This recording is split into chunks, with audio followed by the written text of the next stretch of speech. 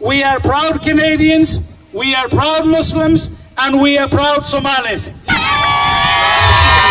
Hello, Borys, thank you for coming out, joining us on this day.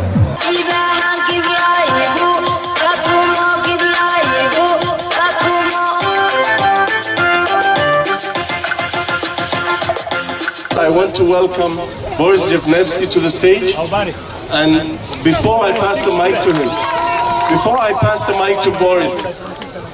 Borys said something amazing last year. I was saying to the crowd how you went with me to Centennial Park and you looked each Somali Canadian in the eye and you said, imagine if you volunteer for Ahmed and he becomes an MP, how proud you'll be. So I guess they're very proud now. Okay, over to you, Borys. Thank you, Ahmed. Salam alaikum. My Somali brothers and sisters, I welcome the Honourable Mohammed Osman Jawari, Speaker of the Somali Parliament, to Canada once again. It's so good to see you, second year in a row. And as was just mentioned, last year at the stadium, I implored our Somali Canadian friends who were there to make history. And today, we have made history. Ahmed is not only the first Somali Canadian who's elected to a federal parliament, he's the first Somali from the Somali diaspora anywhere in the world elected to a federal parliament.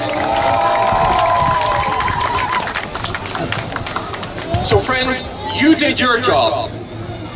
Now, it's our job. And seeing the speaker here, I can't help but think back to 11 years ago. It was July of 2005. And if you think a day like today is hot, for the young ones who haven't had the opportunity to travel to Somalia, I can tell you July on the Horn of Africa is a lot hotter. But as our convoy traveled towards Johor, and I was looking out the window, I saw small village children with reddish hair. And I asked, it's odd, why do they have reddish hair? Friends, it was due to hunger and malnutrition. And when we arrived in Johor, I've traveled through a number of war zones. I've never seen so many firearms. It seemed as every male 14 years of age and older was carrying a Kalashnikov. There were technicals on every corner. I had the honor of meeting the President, the Prime Minister, ministers, parliamentarians. They were so dedicated. They couldn't go to Mogadishu at that point because of the turmoil in Mogadishu. But they were so dedicated. When I met with the Minister of Communications, he had a small room, he had a hand-cranked radio. When I met the Minister of Education, he had one desk, a couple of chairs, notebooks and pencils.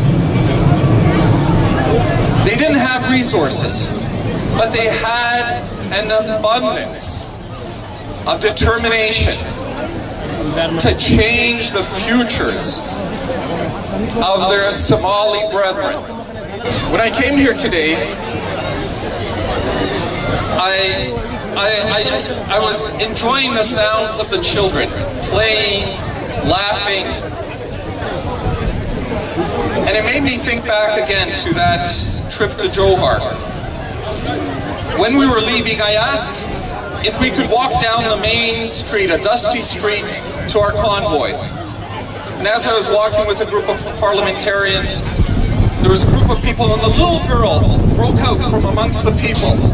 And some of the parliamentarians were trying to keep her away, said, no, let her come, let her come. She came and she extended her little hand. So I took her hand, and the two of us walked down the main street, hand in hand.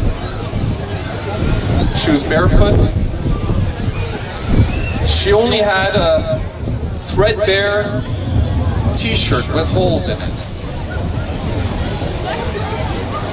And as I got into the vehicle in our convoy and we headed off, I promised myself I wouldn't forget about that little girl and all those children in Somalia. Since then, there have been 2 famines in Somalia. And every time I would think, what's happened to that little girl? Is she still alive? She was the most vulnerable amongst the vulnerable. And friends, that's why Ahmed and I have a job ahead of us. You've made history. Now it's the turn of Canada to make history. In the fall of 2005, I was imploring my Liberal colleagues in the Paul Martin government to call an international conference of donors to come together to help rebuild Somalia. Unfortunately, our government fell.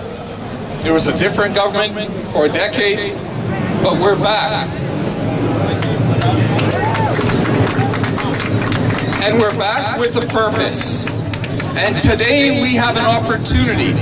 Canada is blessed to have all of you Somali Canadians as part of our cultural mosaic, the contributions that you are making to this country. It's time for Canada to make a contribution to help bring stability, to help bring the consequent peace, and hopefully the prosperity that will flow from that peace, so that every Somali boy and girl can have the same hopes and dreams of these Somali Canadian boys and girls. Thank you. Thank you so much.